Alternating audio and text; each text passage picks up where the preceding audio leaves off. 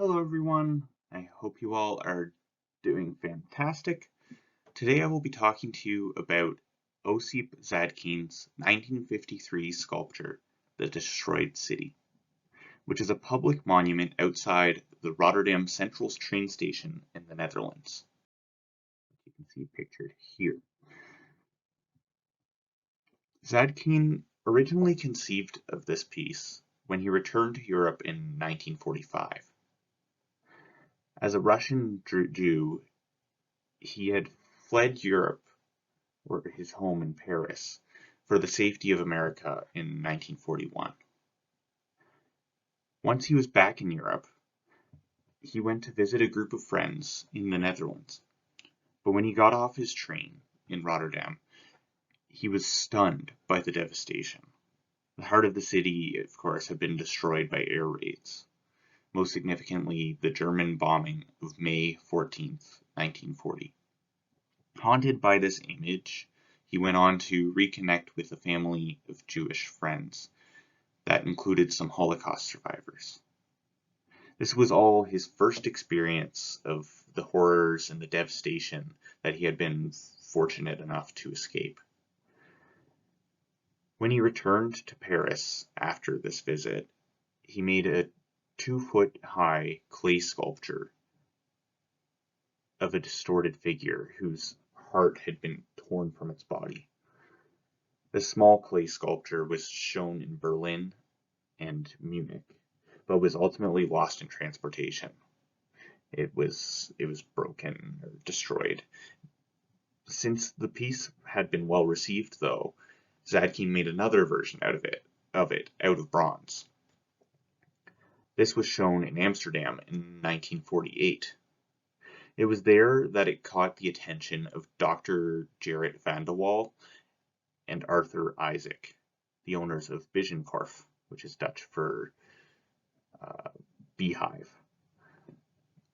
a Jewish-run department store in Rotterdam that had lost many employees during the terrors of the Second World War and the Holocaust.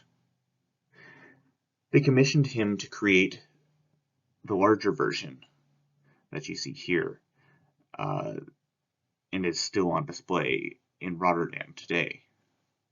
They donated it anonymously to the then being rebuilt city center. In the destroyed city, Zadkine created a blend of Cubist and Expressionistic visual languages that closely mirrored Picasso's Guernica, both in a formal sense, but also as a universal conduit of public shared memory and emotion.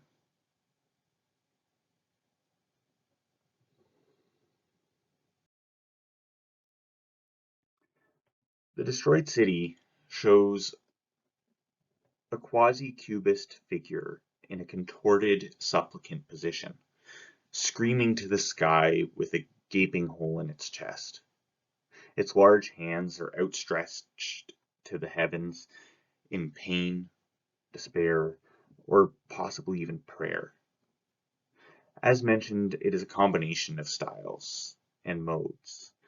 The blocked forms of the legs and the arms and the poses referenced to Picasso's Guernica, which I'll get into in a bit, all lend it a cubist air, while the exaggerated movement, the grotesque wail, and the ruptured chest are all more expressionistic.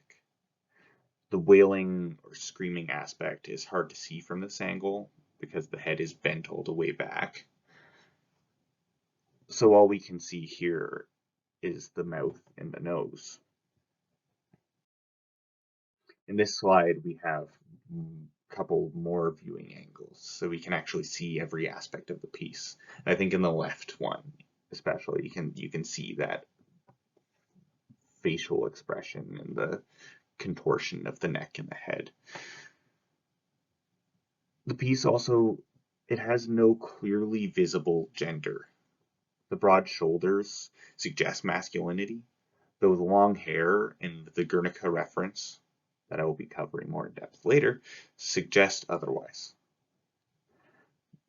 What I find interesting is Zadkine's inclusion of a tree stump, which is a nod to classical monuments from Greco-Roman antiquity, where the marble often had to be propped up by a similar compositional element.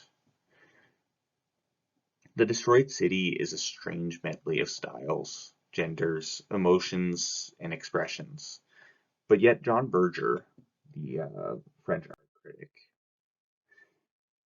in his review of the piece, calls it Zadkine's artistic tour de force, the best modern war monument in Europe. So what is it that makes this particular combination of approaches and styles so strong? We will see that it has a lot in common with one of the greatest war paintings of all time, Picasso's Guernica. And I will argue, or try to show you, that it is through these what it shares with Guernica that we can see ultimately its strengths as a war monument and as a conduit of public emotion and feeling.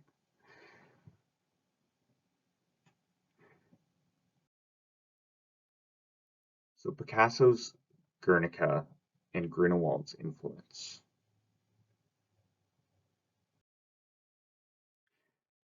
There are some very obvious parallels between the two, uh, the destroyed city and Guernica.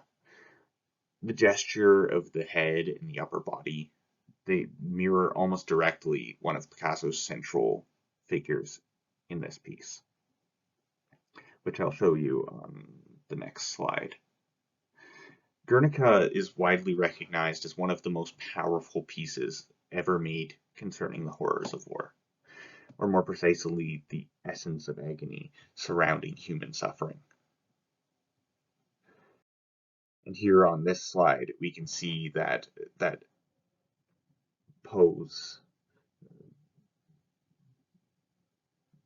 almost exactly mirrors the figure on the left from Guernica. Both art historian Herschel B. Chipp and cultural historian Deanne Apostolos Capadona have tracked this pose, seen here, in Guernica and in the destroyed city, even further back to the work of Matthias Grunewald and his well-known Eisenheim altarpiece. Here we can see a very similar language of pain. On the next slide, here's some close-ups just to give you some more specific examples of what I'm getting at. In the figure of Mary, we have the same head back, crying out to the sky, the kind of supplicant position. And in the figure of Jesus, we have the same upturned hands, turned up in pain, and the distortion of the neck and the head, position of the head. According to Apostolos Capadona, Picasso's interest in crucifixion imagery began with his introduction to the art of Grunewald, and more specifically this piece, which he experienced for the first time sometime between 1930 and 1932. And this essence of agony became an undercurrent in his work, as we can see in Crucifixion, this piece here, which is directly referencing the Eisenheim altarpiece, both compositionally but also in its subject matter. We see the central crucifixion figure with a very similar distortion in its head and its neck, and we can see a figure of Mary Magdalene down in the bottom or center. Not exactly the same pose, but there are also many other differences. It's obviously a much more surrealist bent on the piece and that theme. But we can also see this essence of agony expressed in pieces like The Weeping Woman, where again we see Picasso's preoccupation with the languages of human suffering and agony. This theme in Picasso's work, of course, came to its zenith in the mourning figures of Guernica. In Zadkine's work, The Destroyed City, he appropriates this language, the essence of agony, a visual language for human suffering that can be traced back to Grunewald through the work of Picasso. It's a very distinct style that I would want to call Cubist Expressionism,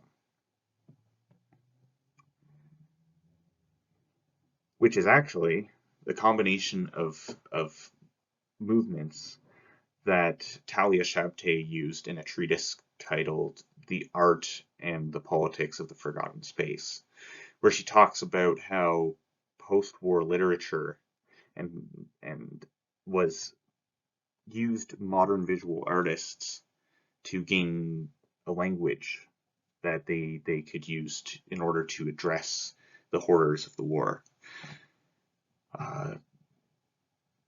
This was through, or Cubism and Expressionism were able to do this mostly because of what she called their impulse to destroy beauty. To quote Shabtai, the Expressionism and Cubism were both deeply implicated in representational practices designed to rip away protective layers of ornamentation in the fine arts. This ability to rip away the protective layers and destroy what was conventionally seen as beautiful is exactly what made these two movements the perfect movements for addressing those parts of the human experience that were similarly disarming and beauty destroying. Simon Schama put it this way after the First World War: the broken world that emerged from the carnage seemed to have made prophets of the Cubists. Both Guernica and The Destroyed City use this strength of Cubism and Expressionism as a language of horror to their advantage, creating pieces that are able to speak directly into that darker side of the human existence. Another thing that is similar, moving on to my next point here, between Guernica and The Destroyed City is their scale. Both of them are very large. Guernica is 25 feet wide, and The Destroyed City is 21 feet tall. This scale makes both pieces very public and participatory. One might even say monumental. Robert Morris said in his notes on sculpture that the quality of publicness is attached in proportion as the size increases in relation to oneself. If this is the case, then both Picasso and Zadkine's work would be very public because of this disparity between their size and that of the human figure. This size difference creates a totally different viewer-object dynamic. Morris calls pieces of this size monuments, and this is felt when one is in their presence. In this photo here, we see Zadkine's Destroyed City being unveiled in 1953.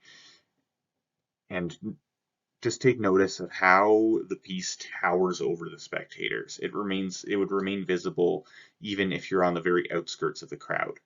You'd still be able to see it. The publicness of Zadkine's piece is also further enhanced by its placement, both on the pedestal, which gives it that extra height, and also in the middle of how it's just secluded in the middle of this public square. So now we get to the main difference between Guernica and The Destroyed City, and that is in its what I'll call thematic simplicity. Besides the obvious differences of medium, this is the main difference. And we can see this here I'll go back to Guernica. It is very full of powerful symbols and narratives. From the bull to the horse to the Pieta reference on the left, and even the broken sword. Guernica's brimful of these symbols. And while the chaos is definitely accurate of the event, it does force the viewer to consider many different forms and ideas simultaneously. The Destroyed City, on the other hand, has none of this compositional complexity. It is a pure and unbridled cry of anguish. It is solely the essence of agony expressed in its rawest form. The same agony that is expressed in Guernica, the same agony that can be traced back to Grunewald. It's seen here unfettered by any burdens of detail or narrative. Unlike the works of Picasso and Grunewald, the viewer doesn't need any cultural or historical background in order to comprehend the piece. It is universal, ubiquitous. It is easily and instantly understood. Simplicity.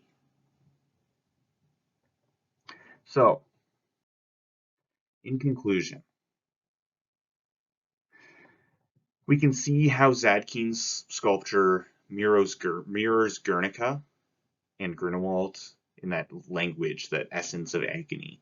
We can see very obviously how the piece viewing experience is public, but more importantly, how the emotion that the piece expresses is universally recognizable.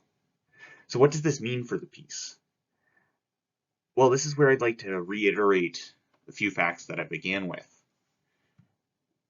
It was made by a Jewish artist after having talked to Jewish friends, and it was subsequently recognized and commissioned by a Jewish family. While the population of Rotterdam was certainly hurting deeply after the bombardments and the years of Nazi German occupation, there's a deeper hurt that can and is addressed by the Destroyed City. A wound that was at that point not being recognized, and that was the absolute horror and evil of the Holocaust. Well, I'm not necessarily saying or trying to argue that the Destroyed City is a Holocaust monument. I'm saying that the universal expression of that essence of agony we have been talking about makes the piece applicable and powerful for literally anyone who has been truly ruptured and broken to their core. And I feel like this would have been a very common experience, especially post-World War II. The fact that it was a piece brought about from the Jewish experience not only makes perfect sense, but it also proves John Berger's statement that this is quite possibly the best modern war monument in Europe. Because I don't know of any other piece that could address the hurt of so many so universally. It is the perfect piece for addressing the shared experience of war and suffering. Thank you for listening.